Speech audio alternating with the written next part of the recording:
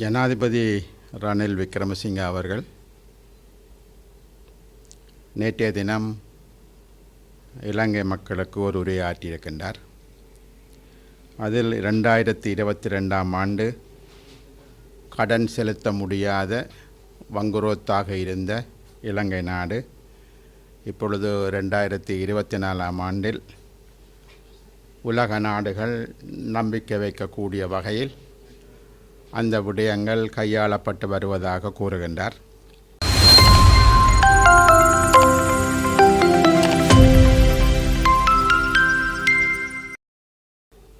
அது மாத்திரமல்லாமல் 1977ஆம் ஆண்டுக்கு பிற்பாடு இப்பொழுதுதான் முதல் முறையாக அரசாங்கம் உபரி நிதியை உருவாக்கியிருப்பதாக, அதாவது சர்ப்ளஸ் உபரி நிதியை உருவாக்கியிருப்பதாக 5500 மில்லியன் அமெரிக்க டாலர்கள் இப்பொழுது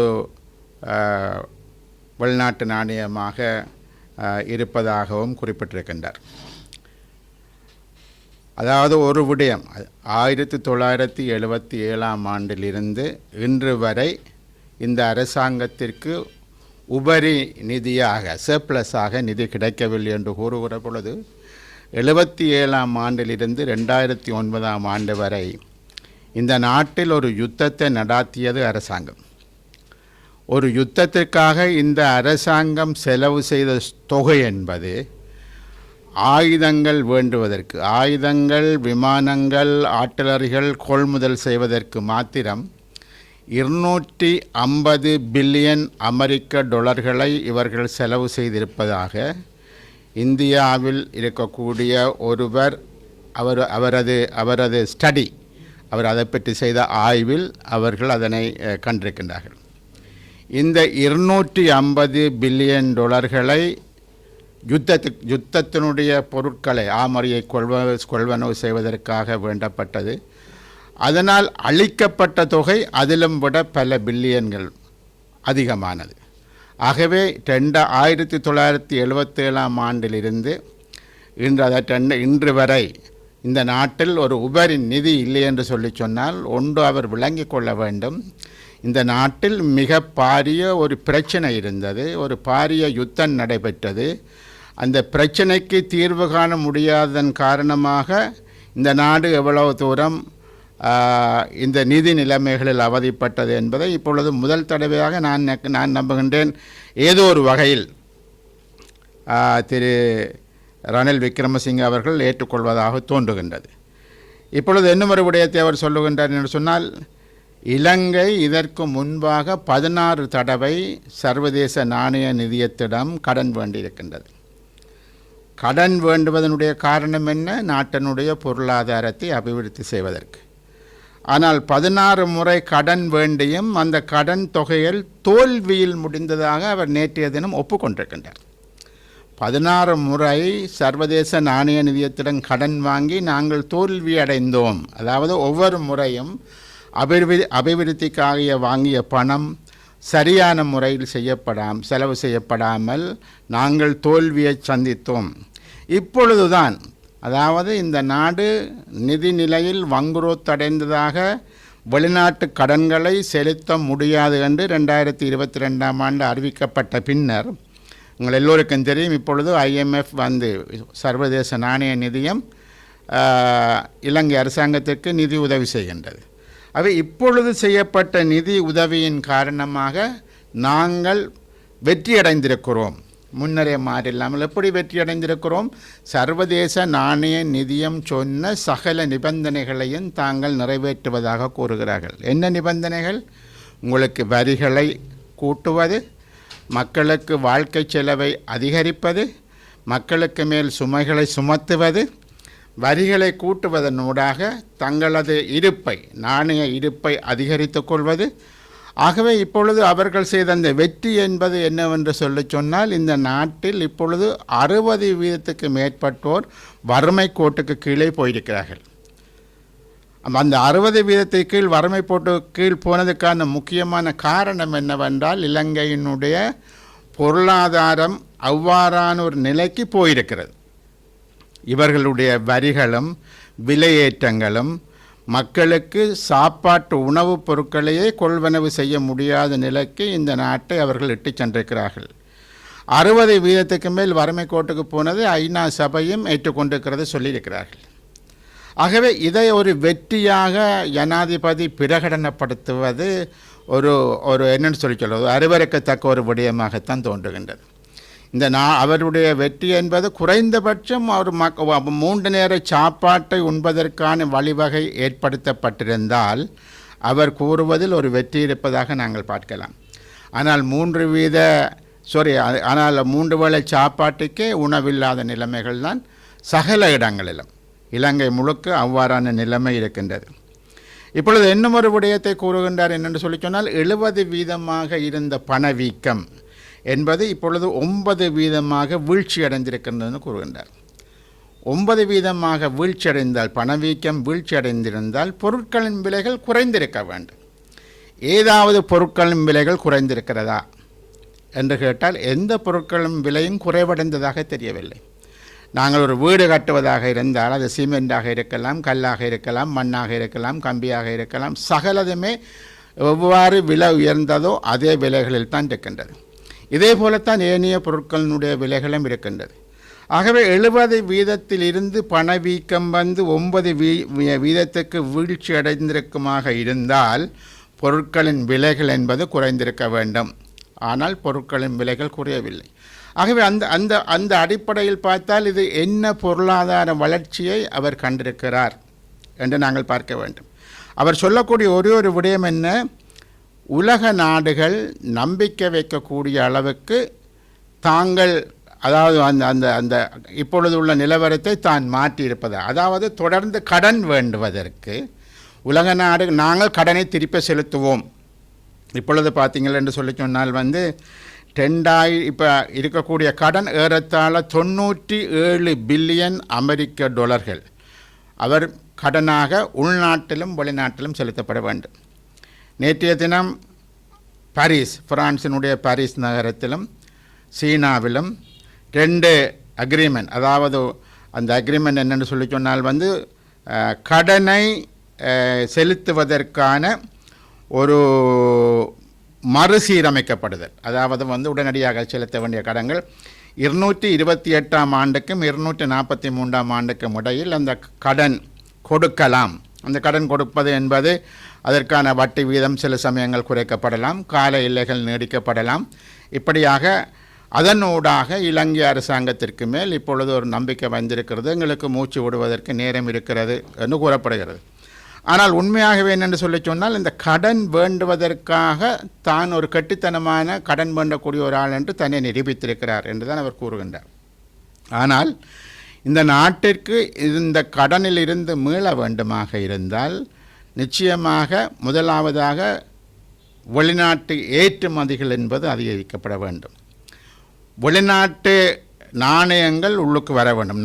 முதலீடுகள் அதிகரிக்கப்பட வேண்டும். முதலீடுகள் அதிகரிக்கப்பட்டால் தான் வேலை வாய்ப்புகள் என்பது அதிகரிக்கும்.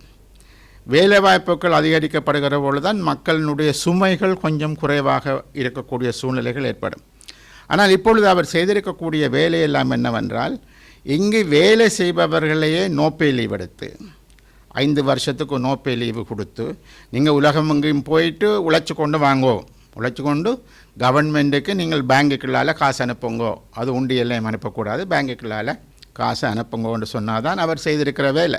அவை நாங்கள் பார்த்தோம் என்று சொல்லி சொன்னால் அரச உத்தியோகத்தில் இருப்பவர்களோட 1800க்கு மேற்பட்ட வைத்தியர்கள் நாட்டை விட்டு சென்றிருக்கிறார்கள். இப்பொழுது வைத்தியர்களுக்கு தட்டுப்பாடு இருக்கின்றது. ஆசிரியர்கள் நாட்டை விட்டு போயிருக்கிறார்கள். பல்வேறுபட்ட இடங்களிலும் ஆசிரியர்களுக்கு தட்டுப்பாடு இருக்கிறது. இதே போல் பல்வேறுபட்ட உத்தியோக நிலைகளில் இருக்கக்கூடியவர்களும் நாட்டை விட்டு வெளியேறியிருக்கின்றார்கள். ஆகவே இலங்கை அரசாங்கம் இங்கு சேவையில் இருப்பவர்களையே நாட்டை விட்டு வெளியில் அனுப்புகிற ஒரு சூழ்நிலையில், அவர்களுக்கு சம்பளம் கொடுக்க முடியாத நிலையோ இன்னும் நாட்டை விட்டு அனுப்புகிற சூழ்நிலையில் எவ்வாறு இவர் பொருளாதாரத்தில் நாங்கள் ஏற்றத்தை கண்டிருக்கிறோம் என்று கூற முடியும்.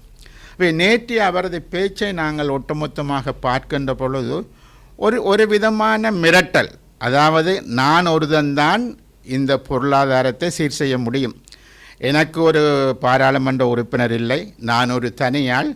நான் ஒரு தனியாளாக வந்து நான் இதனை சாதித்திருக்கிறேன். ஆகவே மக்கள் வாக்களிக்கும் பொழுது யாருக்கு வாக்களிக்க வேண்டும் என்பதை நீங்கள் யோசித்து வாக்களியுங்கள். சரிதான? இந்த இந்த இந்த ஒரு மிக அதல பாதாளத்தில் இருந்த ஒரு பொருளாதாரத்தை நான் மீட்டு எடுத்திருக்கிறேன் என்று கூறுகின்ற விடயத்தை தான் நாங்கள் பார்க்கக்கூடியதாக இருக்கின்றது. அதை நான் மீண்டும் சொல்வதாக இருந்தால், இலங்கையினுடைய பொருளாதாரம் என்பதற்கு பொருளாதாரம் வீழ்ச்சியடைந்து அதல்ல பாதாளத்துக்கு சென்றது என்பதற்கு மூல காரணமே வந்து இந்த நாட்டில் ஏற்பட்ட யுத்தம். அந்த யுத்தம் முடிவிட்டாலும் கூட இந்த இன பிரச்சனை என்பது இன்னும் தீர்க்கப்படவில்லை. இன பிரச்சனை தீர்க்கப்பட்டிருக்குமாக இருந்தால் நியாயமான வெளிநாட்டில் வாழக்கூடிய தமிழ் மக்கள், புலம்பெயர் தமிழ் மக்கள் பல கோடிகளை இங்கு முதலீடுகளாக கொண்டு வந்திருப்பார்கள். ஆனால் அந்த நிதிகள் வராமைக்கு காரணம் இன்னும் இனப்பிரச்சனை என்பது தீர்க்கப்படவில்லை என்பதுதான் அதுக்கு மூல காரணம். அது மாத்திரமல்ல, வர இருக்கக்கூடிய ஜனாதிபதி தேர்தலில் ஒரு தமிழ் பொது வேட்பாளரை நிறுத்த வேண்டும் என்று கோருவது கூட அந்த இனப்பிரச்சனை தீர்க்கப்படாமையின் காரணமாகத்தான். ஒரு பொது வேட்பாளர் ஒருவரை நிறுத்துவதனூடாக நாங்கள் சில செய்திகளை அரசாங்கத்திற்கும் உலகத்திற்கும் சொல்ல விரும்புகிறோம் என்ற விடயமும் இருக்கின்றது. ஆகவே இனியாவது ரணில் விக்ரமசிங்க அவர்களோ அல்லது சிங்கள தரப்பில் இருக்கக்கூடிய பொருளாதார நிபுணர்களோ அரசியல் கட்சிகளோ அவர்கள் ஒரு விடயத்தை மிக தெளிவாக யோசிக்க வேண்டும். என்னென்றால், இலங்கையினுடைய பொருளாதாரத்தை மீள ஒரு நிலைக்கு கொண்டு வர வேண்டுமாக இருந்தால் முதலாவது அடிப்படை என்றால் தேசிய இன பிரச்சனைக்கான தீர்வு என்பது காணப்பட வேண்டும். அந்த இனப்பிரச்சனைக்கு தீர்வு காணப்படாத வரை இலங்கைக்குள் வெளிநாட்டு மூலதனங்கள் என்பது அது நாடுகளாக இருக்கலாம், பல்வேறுபட்ட மல்டிநேஷனல் கம்பெனிஸாக இருக்கலாம், புலம்பெயர் தமிழர்களாக இருக்கலாம், யாரும் இதற்குள் கொண்டு வந்து முதலீடுகளை செய்ய மாட்டார்கள். ஆகவே இதற்கு முக்கியமான தேவை அரசாங்கம் முதலீடுகளை கொண்டு வரக்கூடிய அளவுக்கு தேசிய இன பிரச்சனை என்பது தீர்க்கப்பட்டு இந்த நாட்டில் பிரச்சனைகள் இல்லை என்றொரு சூழல் வந்து உருவாக்கப்பட வேண்டும். அவ்வாறு இல்லாத பட்சத்தில் தொடர்ச்சியாகவே இது இன்னும் மீளவும், அதாவது வந்து இப்பொழுது கடனை செலுத்துவது ஒத்திவைக்கப்பட்டிருக்கிறது. கடனை செலுத்துவது ஒத்திவைக்கப்பட்டதன் காரணமாக கையிருப்பு கொஞ்சம் இருப்பதாக சொல்லப்படுகின்றது. கடனை இவர்கள் மீளவும் செலுத்த துவங்குகிற பொழுது, அதாவது 2028ஆம் ஆண்டு கடனை மீள செலுத்துகின்ற ஆரம்பிக்கின்ற பொழுது இவர்களுக்கு வருமானங்களை வெளியிலிருந்து அதாவது வெளிநாட்டு முதலீடுகளூடாக இவர்கள் நாட்டுக்குள் வருமானத்தை அதிகரிக்காவிட்டால் இவர்கள் தொடர்ந்து என்ன செய்வார்கள் என்றால் வரியை அதிகரிப்பார்கள், மக்கள் மேல் சுமைகள் அதிகரிக்கும். ஆகவே அது தொடர்ந்தும் பிற்பாடும் அது ஒரு பொருளாதார வீழ்ச்சியை நோக்கி போவதற்கான சாத்தியப்பாடுகள் தான் இருக்கின்றது. ஆகவே ஜனாதிபதி அவர்களுடைய உரை என்பது ஒரு தேர்தலை நோக்கமாக கொண்டு நான் மிக பெருமளவில் சாதனைகளை நிகழ்த்தியிருக்கிறேன் என்று சொல்வதும், அந்த சாதனைக்கு நான் ஒருவன் தான் காரணம், ஏனைய அனைவரும் இதனை எதிர்த்தார்கள் என்று சொல்வதும், அந்த சாதனையினூடாக அடுத்த தேர்தலுக்கு அவர் வாக்குகளை பெற்றுக்கொள்வதும், இன்னும் குறிப்பாக சொல்வதாக இருந்தால் சையீத் பிரேமதாசா, ஏவிபி அனுரகுமார திசநாயக்கா போன்றோர் இதனை எதிர்த்தார்கள், இவர்களுக்கு நீங்கள் வாக்களிக்கப் போகின்றீர்களா என்று சொன்ன கேள்விகளை எழுப்புவதும், அது ஒரு விதத்தில் நான் தேர்தல் களத்தில் நிற்கப் போகின்றேன், நீங்கள் யாருக்கு வாக்களிக்க வேண்டும் என்பதை நீங்கள் யோசித்து வாக்களியுங்கள் என்றும் சொல்லக்கூடிய ஒரு தேவையொட்டி ஒரு வகையில் சொல்லப்போனால் அது ஒரு மக்களுக்கு, பொதுமக்களுக்கு ஒரு வகையான மிரட்டல். நான் இல்லாவிட்டால் இந்த நாடு மீளவும் அது வந்து வங்குரோத்து நிலைக்கு போய்விடும், நீங்கள் மீளவும் வங்குரோத்து நிலைக்கு கொண்டு போகப் போகிறீர்களா அல்லது எனக்கு வாக்களிக்கப் போகிறீர்களா என்பதுதான் அதனுடைய சாராம்சமாக நிச்சயமாக இருக்கின்றது. ஆகவே இவரது பேச்சு என்பது வெறுமனே ஒரு தனது எதிர்கால ஜனாதிபதி தேர்தலை நோக்கமாக கொண்டு பல்வேறுபட்ட பொய்கள் புனைந்துரைகள் எல்லாம் அந்த பேச்சில் உள்ளடக்கப்பட்டிருக்கின்றது. குறிப்பாக வந்து பணவீக்கம் எல்லாம் குறைந்திருப்பது என்று சொல்லி சொன்னால் நிச்சயமாக பொருட்களின் விலை மிக தாராளமாக குறைந்திருக்க வேண்டும். இப்பொழுது பார்த்தீங்கன்னு சொன்னால் ஆசிரியர்கள் போராட்டம் நடத்துகிறார்கள், சுகாதாரத்துறையினர் போராட்டம் நடத்துகிறார்கள். ஆகவே இவ்வாறான போராட்டங்களே நடைபெறுகிறது என்று சொல்லி சொன்னால் வாழ்க்கை செலவு அவ்வளவு தூரம் உயர்ந்திருக்கிறது. அவர்களால் இந்த சம்பளத்தை கொண்டு வாழ்க்கையை கொண்டு நடத்த முடியவில்லை என்பதற்காகத்தான் பிரம்மாண்டமான போராட்டங்கள் நடைபெறுகிறது. ஆகவே ஜனாதிபதிக்கு இவை கண்ணில் படாவிட்டால் அவர் எல்லோரையும் கூறுகின்றார், எல்லோரையும் இப்பொழுதுதான் முன்பள்ளிக்காரர்களாக இருக்கிறார்கள், ஏனைய கட்சியினருக்கு சிந்திக்க தெரியவில்லை என்று. உண்மையாகவே ஜனாதிபதி முன்பள்ளியிலிருந்து எவ்வளவு முன்னேறி இருக்கின்றார், நாட்டில் உள்ள பிரச்சனைகளை எவ்வளவு தூரம் ஆழமாக புரிந்திருக்கிறார் என்பது ஒரு பெரிய கேள்வி. ஆகவே அவரது உரை என்பது எந்த விதத்திலும் அவர் இங்கே ஒரு தேசிய இன பிரச்சனை இருக்கிறது என்ற ஒரு விடயத்தை பற்றியோ அதனைத்தான் கையாள்வதை பற்றியோ அவர் ஒரு வசனமும் அவர் தனது உரையில் பேசவில்லை.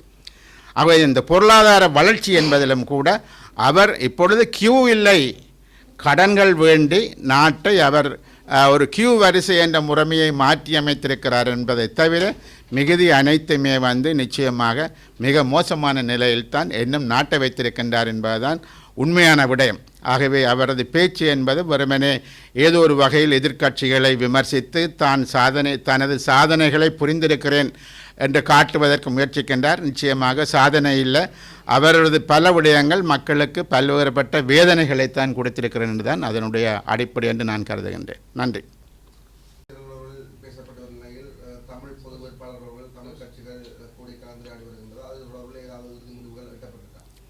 வருகிற 29ஆம் தேதி சிவில் அமைப்புகளுக்கும் அரசியல் கட்சிகளுக்கும் இடையில் ஒரு கலந்துரையாடல் நடைபெற இருக்கின்றது. அதில் இருதரப்பையும் இணைத்து ஒரு பொதுக்குழு ஒன்று அமைக்கப்படுவதற்கான சாத்தியப்பாடுகள் இருக்கின்றது. ஆகவே நான் நம்புகின்றேன் அது ஒரு சரியான திசையை நோக்கி விஷயங்கள் நகர்ந்து கொண்டிருக்கிறது. ஆகவே இந்த மாதம் முடிவதற்கு முன்பாக நான் நம்புகின்றேன் ஒரு பொதுக்குழு நிறுவப்படும். அந்த பொதுக்குழு தேவையான ஏனைய நடவடிக்கைகளை ஒரு வேட்பாளரை தெரிவு செய்வது உட்பட பிரச்சாரங்களை முன்னெடுத்து செல்வது உட்பட அந்த விஷயங்கள் அதனை தொடர்ந்து நடைபெறும் என்று நாங்கள் எதிர்பார்க்கின்றோம். ஆகவே விடயங்களை பொறுத்தவரையில் ஜனநாயக தமிழ் தேசிய கூட்டணி, திரு விக்னேஸ்வரன் அவர்கள் தலைமையிலான கட்சி, இன்னும் இருக்கக்கூடிய சிறிய குழுக்கள் அல்லது கட்சிகள், பல்வேறுபட்ட சிவில் அமைப்புகள், முக்கியமாக தொழிற்சங்கங்கள், பொது நிறுவனங்கள், பொது அமைப்புகள் போன்ற பலரும் அதற்கு ஆதரவை தெரிவித்து வருகிறார்கள். ஆகவே அந்த விடயங்கள் ஒரு சரியான தடத்தில் போய்கொண்டிருப்பதான் நான் நம்புகின்றேன்.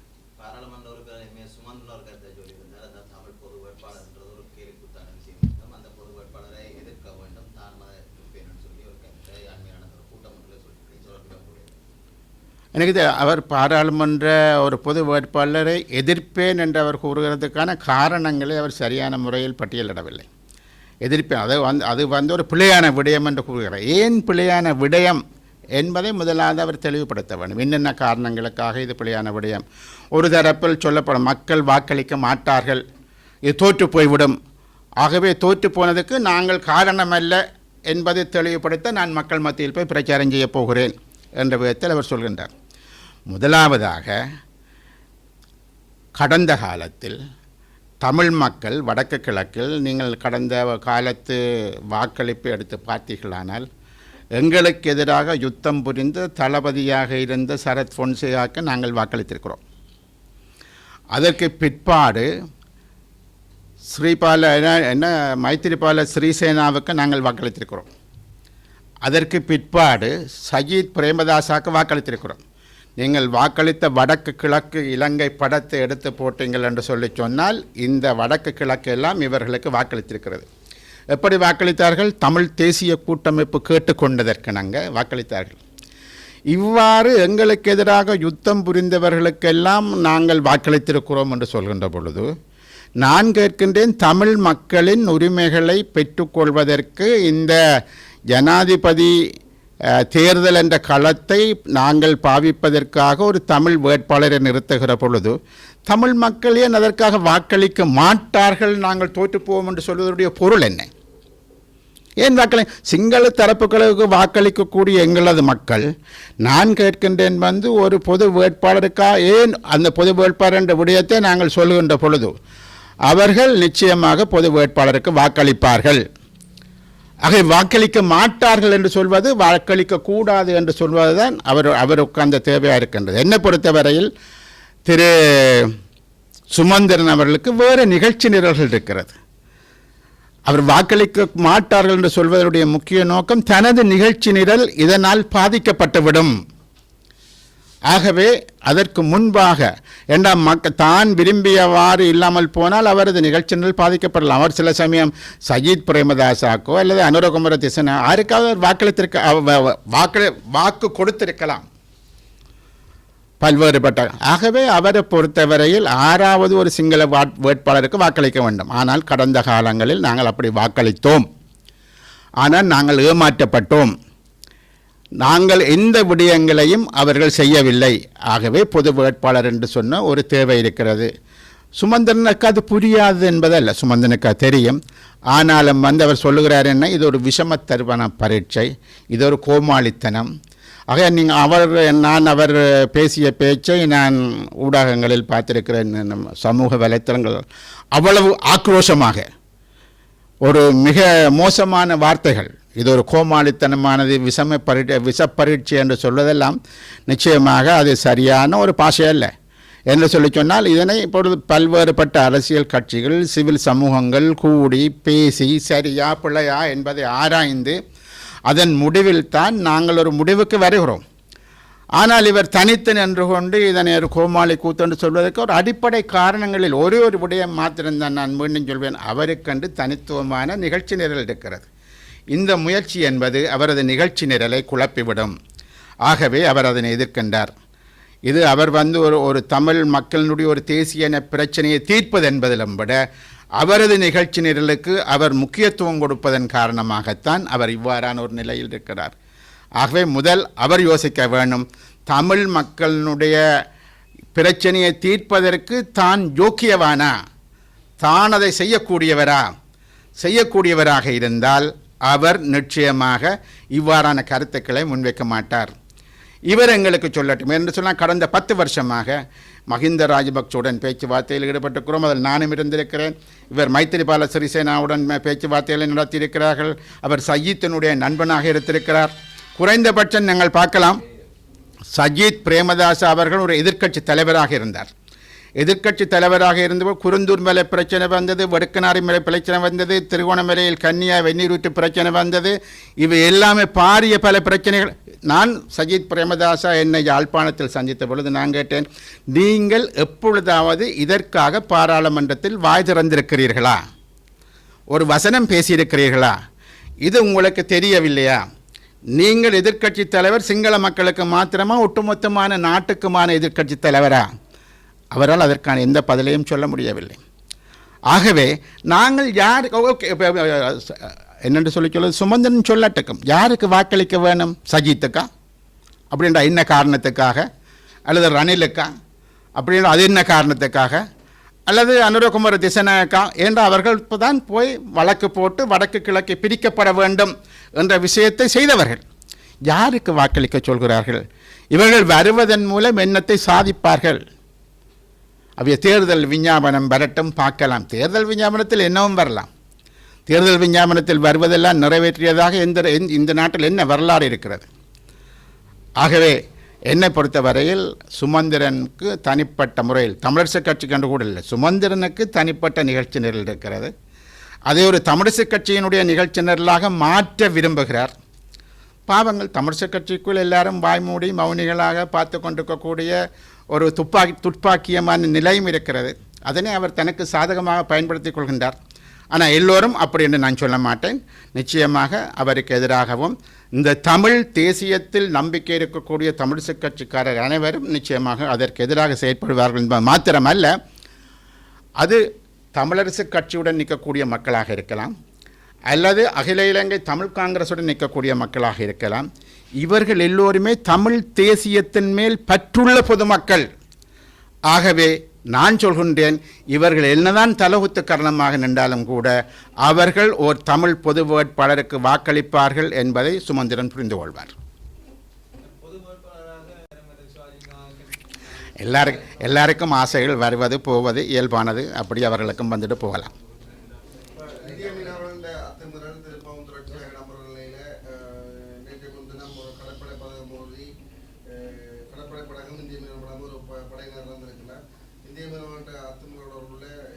அது ஏற்கனவே நாங்கள் தொடர்ச்சியாக பேசி வருகிறோம்.